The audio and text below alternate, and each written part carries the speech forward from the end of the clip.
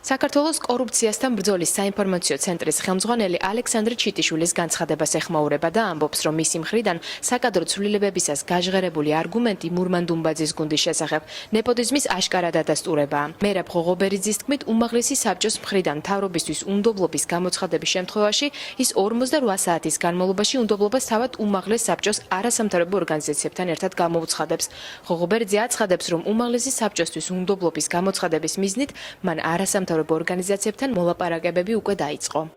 არასამთავრობო ორგანიზაციები, პოლიტიკური პარტიების წარმომადგენლები 2 წლის განმავლობაში ვაცხადებთ, რომ აჭარაში არის ნეპოტიზმი, არის მურმან დუმბაძის კლანი აჭარაში.